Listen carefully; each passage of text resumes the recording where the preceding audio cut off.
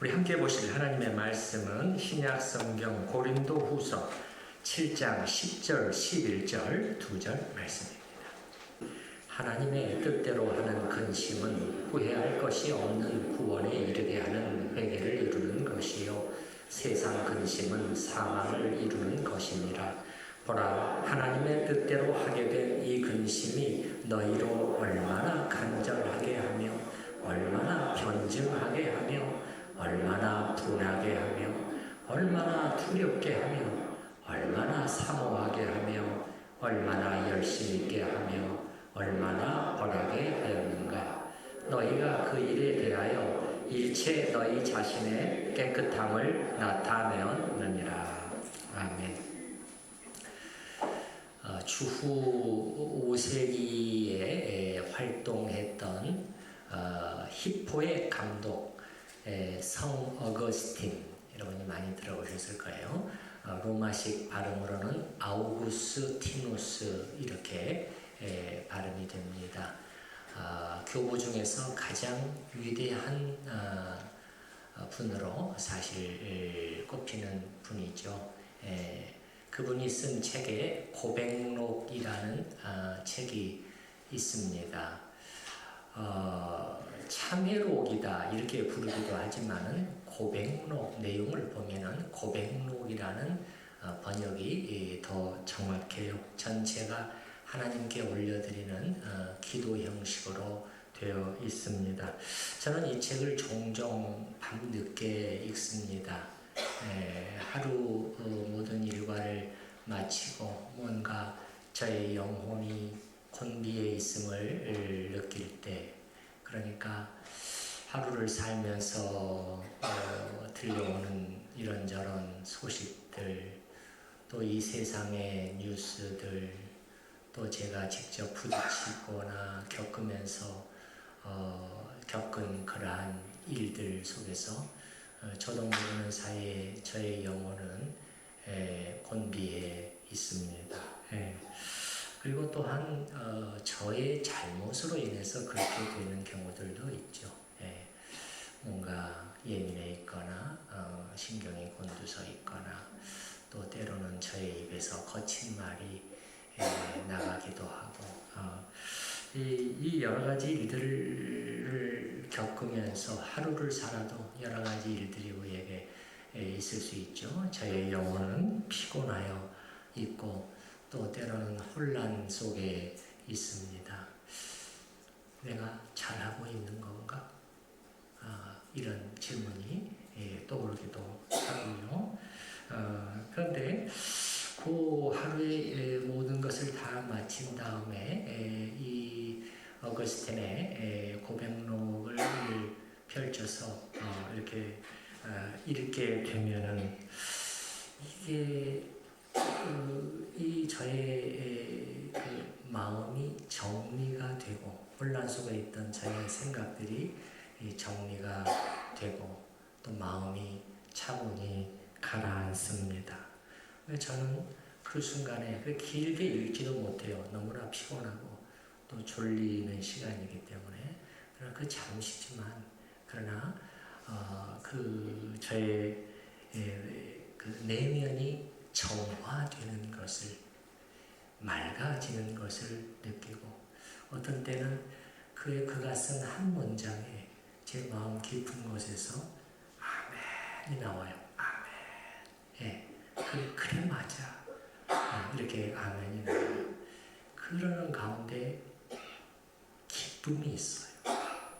기쁨이 있다고요. 저는 지쳐있는 저의 영혼이 비로소 자기 전에 그 순간에 안식을 경험하는 것을 봅니다.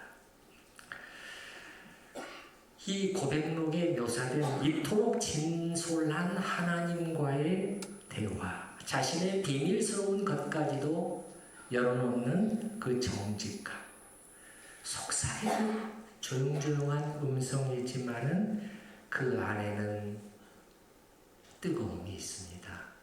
하나님을 향한 뜨거운 사랑이 풍겨져 나오죠. 오늘 이 고백록에 이 위대한 고전을 접해 보고자 합니다. 저는 그렇게 생각을 해요. 우리 신자들이 무슨 목사들이나 신학자들 그런 것에만 해당되는 것이 아니라 우리 일반 신자들이 이 어거스틴의 이 기도에 마음을 합할 수 있다면, 그리고 그와 함께 이런 같은 고백을 드릴 수 있다면 우리의 신앙과 삶에 얼마나 큰 유익이 있을까. 여러분, 제가 오늘 이 내용을 여러분과 함께 나누는 것이 제가 무슨 지식 자랑이나 하려고, 어거스틴 좀 안다고 그거 내세우려고 하는 그런 것이겠어요? 그런 목사는 사실 없겠죠. 그것이 아니고 정말 제가 어거스틴을 읽어나가면서 제 마음속에 받았던 그 감동, 그 깨달음, 그 눈이 열림, 그리고 그 다짐, 그것을 우리 성도들과 함께도 나눠보고 싶다 하는 그런 마음으로 오늘 함께 나누는 것이니까 여러분이 잘 좀 따라와 주시기를 부탁을 드립니다. 예. 자, 주보 사이에 간지로 끼워져 있는 이 간지를 한번 꺼내 보시기 바랍니다. 성 어거스틴의 고백록이라고 되어 있죠. 이 고백록의 10권 1장 1절 전체를 여기다가 그대로 옮겨놨습니다. 먼저 저 뒷부분부터 먼저 보려고 해요. 여기에 보게 되면 어거스틴이 자기가 왜 이 책을 쓰게 되었는가 하는 것을 밝혀놓은 부분이 있거든요. 세 개의 문단으로 되어 있잖아요. 세 단락으로. 세 번째 문단, 세 번째 줄을 보시기 바랍니다. 세 번째 문단, 주께서는, 거기 보시게 되면 주께서는 중심의 진실함을 원하시니 이렇게 나와 있죠. 네, 그렇습니다. 우리 하나님이 원하시는 게 이겁니다. 예, 진실한 마음이에요. 거짓 없는 마음입니다. 형식으로, 껍데기로, 외식으로 제발 예배드리지 마시고 제발 그렇게 기도하지 마십시오. 제발 그렇게 하나님 앞에 나오지 마십시오. 예, 어떻게 보면은 안 나오는 일만 못합니다. 하나님 앞에 나올 때는 모든 가식을 벗어 던지고 가장 큰 정직함으로 하나님 앞에 서야 됩니다. 그래야 하나님을 만납니다. 그래야 하나님의 얼굴을 뵐 수가 있어요. 중심의 진실함을 원하시오니, 그 다음에 보시게 되면 그러므로 진리를 좇는 자는 빛으로 오나이다. 왜 갑자기 진실을 얘기하다가 진리를 말하느냐? 진리는 진실에 매우 가까운 단어예요. 왜 그렇죠? 진리는 뭘 말하는 거예요? 거짓 없는 참된 것이 진리잖아요. 예, 거짓 없는 것, 예, 그게 진리잖아요. 그게 진실이에요. 그래서 이 두 개가 같이 연결이 돼요. 진리를 따르는 자는 하나님 앞으로 나오게 되어 있습니다. 예수님 앞으로 나오게 되어 있습니다.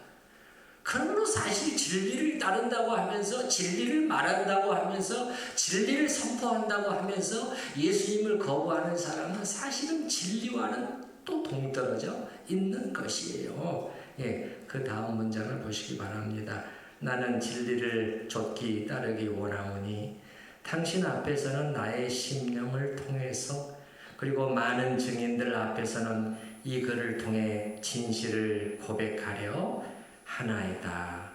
진실을 고백하고자 하는 것이 이 책을 쓰는 목적이라는 거예요.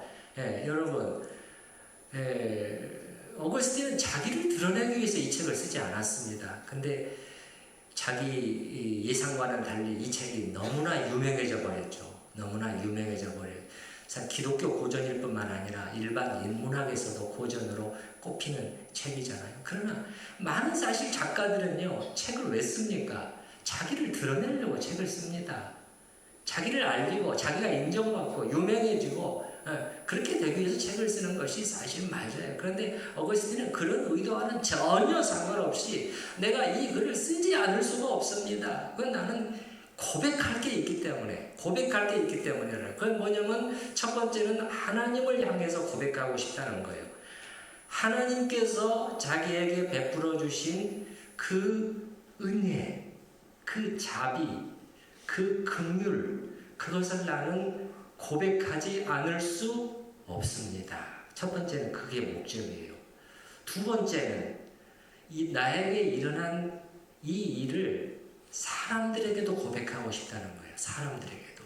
이 글을 통해서, 이 글을 읽는, 여기 두 번째 나오잖아요. 많은 증인들 앞에서는 이 글을 통해서 나에게 일어났던 그 진실을, 하나님과의 관계 속에 일어났던 그 진실을 고백하고자 합니다.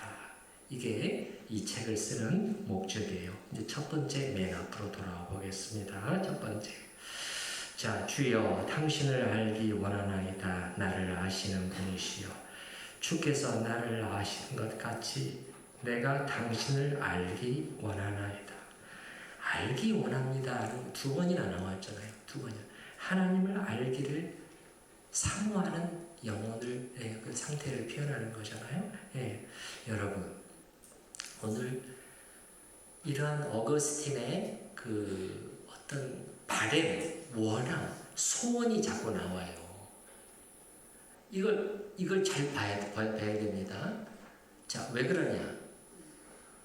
우리가 무엇을 바라는가? 무엇을 원하는가? 무엇을 소원하는가? 그게 중요해요. 그게 그 사람의, 그 영혼의 방향을 결정짓는 것이에요. 내가 무엇을 그토록 원하고 소원하고 사모하고 있는가? 여러분이 잘 생각해 보시고 이 어거스틴을 따라갈 수 있는 마음을 가질 수 있기를 바랍니다. 두 번째 문단 한번 보시기 바랍니다. 두 번째 문단. 좀 깁니다만 여러분과 제가 먼저 한번 같이 읽어봤으면 좋겠어요. 같이 읽으십시다.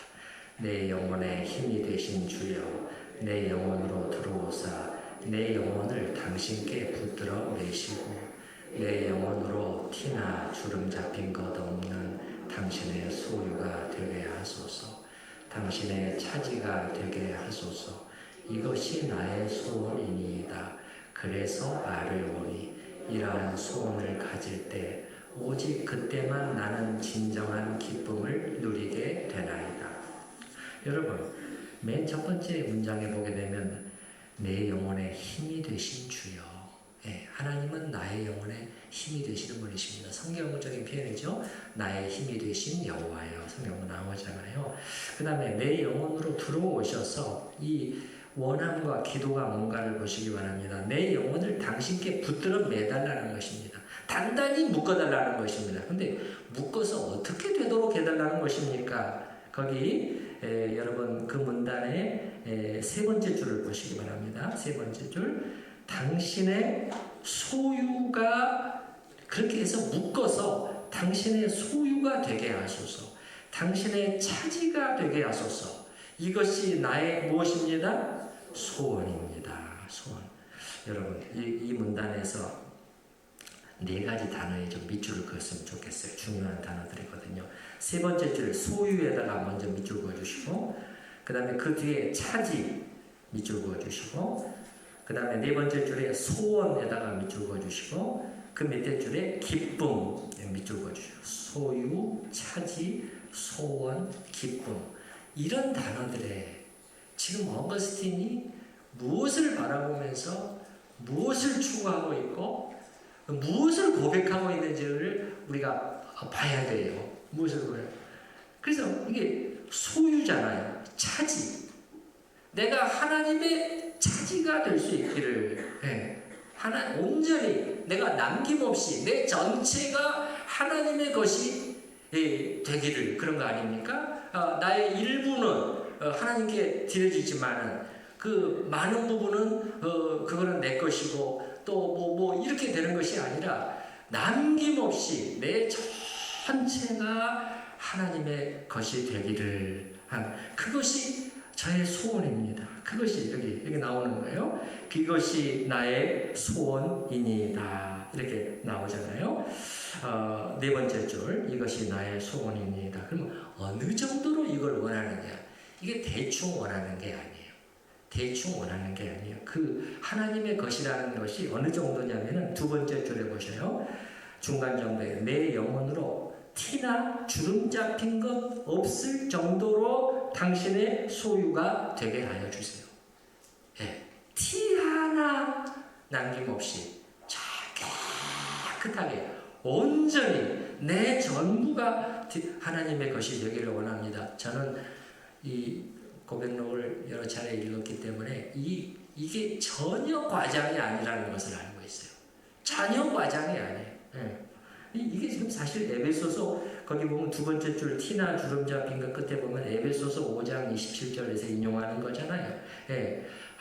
지금 탄성이 나왔어요. 이 에베소서 5장에 나오는 영광스러운 교회에 대한 말씀 여러분 잘 알고 계시잖아요. 이 말씀을 이렇게 인용하고 있구나. 근데 정확한 해석이고 정확한 적용이에요. 여러분 저 밑에 에베소서 괄호 2번에 5장 27절 이렇게 써놨어요. 같이 한번 읽어보십시다. 자기 앞에 영광스러운 교회로 세우사 티나 주름 잡힌 것이나 이런 것들이 없이 거룩하고 흠이 없게 하려 하시니라. 그럼 제가 말씀드렸죠. 어떤 것이 영광스러운 교회냐는, 어떤 것이 영광으로 빛나는 그런 교회냐, 외적 웅장함의 영광이 도무지 아니라고. 우리가 거기에 현혹되기가 쉽지만은, 흔들리기가 쉽지만은, 우리도 저렇게 되었으면 늘 맨날 그런 것들을 그리고 있지만은 그런 것은 교회의 진정한 영광이 아니라고 말씀을 드렸어요. 영광스러운 교회는 어떤 교회냐? 여기 나오잖아요. 티나 주름 잡힌 것이나 이런 것들이 하나가 없을 정도로 온전히 그리스도께 드려진 교회, 온전히 그리스도만의 것이 되어 있는, 그리스도만을 사랑하고 그리스도만을 소원하고 그리스도의 길을 따라가기를 원하는 교회, 그 성도들, 그게 바로 영광스러운 교회라고 성경은 말씀해 주고 있는 것이죠. 덴마크의 철학자 키에르케고르가 이런 말을 했는데, 순결한 마음은 한 가지를 소원하는 것이다. 이 말은 키에르케고르 개인적인 기독교 신앙뿐만 아니라 그의 종교 철학 사상 전반에 있어서도 매우 중요한 말이에요. 야고보서 4장 8절에서 가져온 말입니다. 야고보서 4장 8절에 어떻게 되어 있죠? 두 마음을 품은 자들아 마음을 성결하게 하라. 그렇게 되어 있잖아요.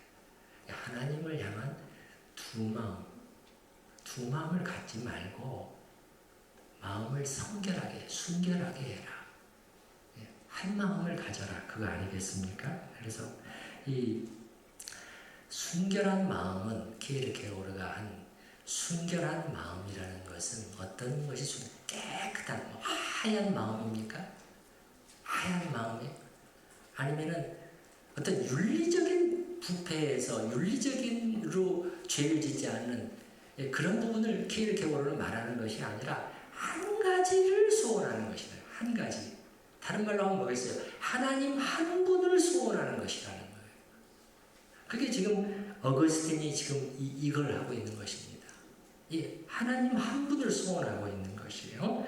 그리고 어거스틴은 또 이어서 뭐라고 말하냐면, 이렇게 할 때 우리는 가장 우리 안에 진정한 기쁨이 있게 됩니다. 그렇게 고백을 하고 있어요. 자, 어거스틴은 하나님을 알았을 뿐만 아니라 또한 인간을, 사람을 아는 사람이었어요. 정말 인간이 어떤 존재인지에 대해서 꿰뚫고 있습니다. 자, 여기 한번 보시기 바랍니다. 자, 이 단락에서 네 번째 줄 한번 보십시다. 그래서 아뢰오니 이러한 소원을 가질 때 오직 그때만 나는 진정한 무엇을? 기쁨을 누리게 되나이다. 그때만 진정한 기쁨이 온다는 거예요. 나머지는 진정하지 않아요. 껍데기예요. 예, 일시적인 거예요. 우리가 많이 추구하는 기쁨과 쾌락, 즐거움이라는 것이 사실은 피상적인 것들이에요. 우리 안으로까지 못 들어와요. 예, 잠시 있다가 사라져버려요. 때로는 더 그러다 보니까 더 자극적인 기쁨을 막 또 추구하고 그러다가 중독까지 되기도 하고, 그렇게 되잖아요. 사람은요, 여러분, 기쁨 없이는 살 수 없는 존재입니다. 사람은 즐거움 없이 살아갈 수가 없는 존재예요. 근데 이 기쁨으로 채워져야 되는 어떤 공간이 우리 안에 있는데, 어떤 기쁨으로 채워야 되느냐, 이게 문제예요. 이게 관건이에요. 근데 어거스틴은 이 하나님을 소원하고 하나님을 바라고 하나님으로 채워지지 않은 그것만이 우리에게 진정한 궁극적인 참된 기쁨을 우리에게 가져다 줄 수 있다, 이렇게 말하고 있는 것이에요. 이게 바른 인간학입니다. 이게 바른 인간론이에요. 네. 왜 그럴까요? 왜 그럴까요? 여러분도 동의를 하시나요? 왜 그렇게 될까요? 답은 이겁니다. 하나님이 우리 인간을 그렇게 만드셨기 때문입니다. 그래서 어거스틴이 한 유명한 말이 무슨 말이에요? 인간이라는 존재는 하나님을 위해서 만들어진 존재다. 그렇기 때문에 하나님 안에서 외에는 결코 안식할 수 없는 존재가 인간이라는 것입니다. 하나님이 그렇게 만드셨기 때문에. 하나님이 그렇게 만드셨기 때문에. 근데 이거를 우리가 놓치고 계속해서 주변의 것들을 찾아다니다 하는 것이 너무나 우리의 시간과 노력의 낭비일 수 있다는 말이죠. 세 번째 문단을 보시기 바랍니다. 세 번째 문단, 첫 번째 문장만 함께 읽어보겠습니다. 이 세상에 사는 동안 그 밖의 일들은 그것이 슬픈 것일수록 슬퍼하지 말아야 하고 슬프지 않은 것일수록 더 슬퍼해야 하나이다. 이게 무슨 말일까요? 이 말이 특히 저에게 도전으로 다가왔고 많이 멈추어서 생각을 하게 됐는데, 정확히 성경적이면서 또 우리 신자들이요, 실질적입니다. 이러한 거는요, 실천적이라니까요. 이게 성경적일 뿐만 아니라 우리 신자들이 신앙생활에서 승리할 수 있는 비결이 여기 담겨 있어요. 다시 읽어보겠습니다. 우리가 이 세상에 사는 동안 그 밖의 일들은 그것이 슬픈 것일수록 슬퍼하지 말아야 하고 슬프지 않은 것일수록 더 슬퍼해야 합니다. 무슨 뜻일까요? 그 밖의 일들이잖아요, 여러분. 그 밖의 일들은 슬퍼하지 말아야 된다는 거예요. 그 밖의 일들은 슬퍼하지 말아야 돼요. 근데 무슨 말이에요? 그건 슬퍼해야 된다는 거예요. 그거 외에는 슬퍼하지 말아야 된다. 이 두 가지로 구분하고 있어요. 그건 슬퍼해야 된다. 그건 뭐겠습니까? 여러분, 그 위에서 오늘 두 번째 문단에서 나오는 이 내용이에요. 두 번째 문단에서 나오는 온전히 하나님의 것, 하나님의 소유, 하나님의 자녀가 되기를, 그리고 하나님이 나의 전부가 되기를, 그렇게 하지 못하고 있는 것에 대해서는 슬퍼해야 된다는 거예요. 근데 그 밖의 일들은, 그 밖에 우리를 슬프게 하는 일들이 많이 있잖아요. 그거는 슬퍼하지 말아야 된다. 그다지 슬퍼할 필요가 사실은 없다. 이렇게 말씀하고 있어요. 다시 보십시다. 다시. 이 세상에 사는 동안 그 밖의 일들은 그것이 슬픈 것일수록 슬퍼하지 말아야 하고, 왜냐하면 우리는 삶에서 일어나는 여러 가지 일들로 인해서 계속해서 슬픔이 있고 또 한숨을 쉬고 그렇게 하지 않습니까? 근데 어거스틴은 그렇게까지 슬퍼할 일은 아니다. 그런 일들은 사실. 그건 아니다. 근데 그 뒤에 보면은 슬프지 않은 것이면, 슬프지 않은, 우리가 주님을 더욱 사랑하지 못함을 인해서는 별로 슬퍼하지 않고 있단 말이에요. 잠깐은 그럴지 모르겠어요. 한 달에 몇 번이나 있을까요? 그런 순간이 내가 주님을 더욱 사랑하지 못함을 인해서 마음이 찢어집니다. 애통합니다. 그런 순간이 한 달에 몇 번이나 있을까요? 별로 없어요. 잠깐 스쳐 지나갈 뿐이에요. 근데 그걸 인해서 그렇게 하고 있는 자신을 인해 생각을 하면서 아파하고 슬퍼해야 한다. 그렇게 말하고 있어요. 잠시 후에 우리가 성찬식을 갖는데 우리를 위해서 자신의 모든 것을 내어주신 예수님을 마음과 뜻을 다해서 사랑하지 못하고 있는 이 자신, 이것보다 더 슬퍼해야 될 일이 또 있을까요? 그런데 이런 거는 우리는 별로 슬퍼하지 않고 그냥 그렇게까지 슬퍼하지 않아도 되는 일에 대해서는 우리의 온 마음을 쏟고 에너지를 쏟고 기도하고 자기 원대로 바램대로 되지 않을 경우에 한숨을 쉬면서 슬퍼하는 것이 우리의 현실입니다. 그러면서 생각나는 말씀이 오늘 우리가 읽은 고린도후서 7장 10절 말씀이었어요. 그냥 보시기 바랍니다. 고린도후서 7장 10절. 하나님의 뜻대로 하는 근심은 후회할 것이 없는 구원에 이르게 하는 회개를 이루는 것이요 세상 근심은 사망을 이루는 것이니라. 여기 나오는 근심이라는 단어는요, 슬픔이라는 말로 딱 바꿔도 전혀 틀리지가 않습니다. 이 헬라어 단어가 리페라는 단어인데 우리말 성경에서는 대부분 근심으로 번역이 되어 있고 가끔 슬픔으로 번역이 되어 있지만은 원래 더 많이 쓰이는 뜻이 슬픔이라는 뜻이에요. 그래서 영어 성경에서는 대부분 슬픔으로 번역을 해놨어요. 이 단어를 sorrow 아시죠? sorrow, S-O-R-R-O-W, sorrow, 슬픔이라는 거예요. 그래서 하나님의 뜻대로 하는 근심은 뭐겠어요, 여러분? 하나님의 뜻대로 갖게 되는 슬픔이라는 걸 말하는 거예요. 어거스틴이 말하는 그 슬픔을 말하는 거잖아요. 여러분, 슬퍼해야 할 것과 슬퍼하지 말아야 할 것, 근심해야 할 것과 근심하지 말아야 할 것을 잘 구별하며 사실 수 있기를 바랍니다. 그렇지 않으면 잘못하면 망해요. 제 말이 아니라 성경이 그렇게 말씀하고 있어요. 그런데 이게 말처럼 쉬운 건 아니에요. 왜 그러냐? 우리는 살아가면서 슬퍼할 수 있는 일을 계속 만나기 때문입니다. 매일 만나요. 슬픔이라고 제가 표현을 했지만은 그 단어 안에는 여러 가지 뉘앙스가 다 담겨 있는 것입니다.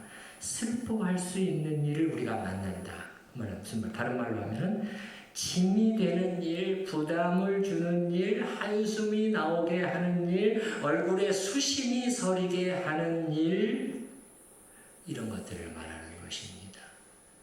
그런데 그럴 때 그런 근심이나 슬픔이 우리에게 다가왔을 때, 또 내가 거기 안에 빠져 있을 때, 우리는 이게 과연 하나님의 뜻대로 하는 근심이요 슬픔인가를 살펴야 됩니다. 왜냐하면 10절 맨 뒤에 보시기 바랍니다. 10절 맨 뒤에 세상 근심, 이 슬픔은 무엇을 이룬다? 사망을 이루기 때문에 그렇다는 것입니다. 사망, 죽음이라는 것이죠. 네, 육체적으로 죽게 된다 그런 뜻은 아니고, 육체적으로 바로 죽게 된다 그런 뜻은 아니고, 점점 시들어 간다는 것이에요. 꽃이 이렇게 좀 이렇게 초롱초롱 영롱한 빛을 발해야 되잖아요. 잎사귀 푸르고, 근데 그게 마르고 점점 시들어가네요. 쇠약해 시들시들 죽어간다는 그런 뜻이에요. 세상 근심은 우리의 영혼을 이렇게 만들어 간다는 거예요. 세상 근심은 여러분이 다 아시겠지만은 세상의 근심이라는 뜻인데, 세상적인 근심일 수도 있겠고 세상 사람들이 하는 근심이라고 말할 수도 있겠어요. 세상 사람들, 하나님이 없는 사람들이 하는 근심을 말하는 것이 쉽게 설명해서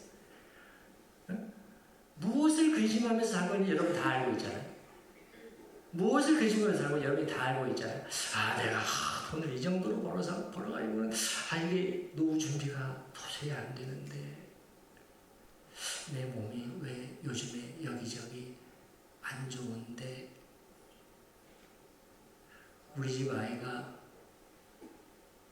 영어를 잘 못하면 안 되는데 이 5살짜리가 영어를 잘 못해서는 안 되는데 키가 작으면 안 되는데 몇 센치는 돼야 되는데 남자라면 몇 센치는 돼야 되는데 여러분 우리는 근심의 방향, 슬픔의 방향을 돌리지 않으면 안 됩니다. 세상 근심으로부터 하나님의 뜻대로 하는 근심, 그 슬픔으로 돌릴 수 있기를 바랍니다. 여러분 잘 보세요. 세 번째 문단에 다시 한번 보세요. 첫 번째 문단 다시 보시면 이 세상에 사는 동안 그 밖의 일들은 그것이 슬픈 것일수록 더 슬퍼하지 말아야 된다. 그것이 나를 무겁게 짓누르고 있을수록 생각만 하면 한숨이 나오는 것일수록 도저히 떨쳐버리지 못하는 근심일수록 그 근심은 해서는 안 된다. 슬퍼하지 말아야 된다. 의도적으로 밀어내야 된다는 뜻입니다. 의도적으로. 그리고 어디로 돌려야 되느냐? 하나님의 뜻대로 하는 근심, 슬픔 쪽으로 돌아가야 돼요. 내가 지금 뭐하고 있지? 나는 이것을 위해서 슬퍼하고 있나? 주여 저를 도우소서. 그래서 여러분 10절에 보게 되면 한번 10절 말씀 다시 한번 보세요. 하나님의 뜻대로 하는 근심은 후회할 것이 없는 구원에 이르게 하는 회개를 이루는 것이 우리말 순서에는 조금 달리 되어 있는데 정확한 순서로 하게 되면 1번 근심, 2번 회개, 3번 구원 이런 의미입니다. 이 문장이. 이 근심을 했어요. 이 슬픔에 빠졌어요. 이 슬픔, 이걸 슬퍼하기 시작했어요. 2번 뭐가 오느냐? 회개가 온다는 그런 경우에는. 회개가 와요. 그러면 3번 뭐가 와요? 구원에 이르게 된다. 이 구원이라는 것은 예수 믿을 때, 거듭날 때 구원을 말하는 것이 아니라 현재적인 구원을 말하는, 살아난다는 거예요. 아까처럼 시들시들 죽어가던 이 화분의 꽃이 물을 주고 영양가를 주고 하면서 다시 힘을 주어서 살아나는 거예요. 이게 소생 아닙니까? 하나님은 이렇게 우리에게 구원의 생명을 주기를 원하셔요. 어거스틴이 가르쳐주는 대로 또 하나님의 말씀이 확인해 주는 대로 슬퍼하지 말아야 할 것들로부터 여러분의 시선을 돌리셔서 정말 슬퍼해야 하는 그것을 위해서 기도하시고 바라고 애쓰실 수 있기를 부탁드립니다. 기도하겠습니다. 한 하나님의 사람이 써놓은 아름답고 통찰력 있는 이 고백문을 보면서 저희는 저희 자신을 돌아보게 됩니다. 주님, 저희는 이 시간 무엇을 인해서 근심하고 눌리고 슬퍼하고 있사오며 또 무엇을 인해서는 전혀 슬퍼하지 않고 있습니까? 주여, 찾아오셔서 저희 영혼이 이 잘못되어 있는 상태, 이 깊은 질병을 치유해 주시옵소서. 저희가 정말 애통해야 할 것이 있다면 무엇인지를 깨닫게 하시고 사망을 가져오는 세상 근심에 빠져있지 않게 하시고 의도적으로 밀어내게 하여 주시옵소서. 순결한 마음은 한 가지를, 하나님 한 분을 원하는 것이고 어거스틴은 바로 그것을 소원한다고 고백하고 있었는데 여기에 저희의 마음을 합할 수 있기를 원합니다. 주여, 저희의 소원을 깨끗하게 정결케 하여 더럽지 않게 하여 주시고 온전히 하나님의 것이 되기를 소원하므로 거기로부터 진정한 기쁨을 맛보는 영혼의 안식을 맛보는 그 은혜가 있게 하여 주시옵소서. 예수님의 이름으로 기도하옵나이다. 아멘. 찬송가 463장 463 3장 신자되기 원합니다. 1절과 2절만 부르겠습니다.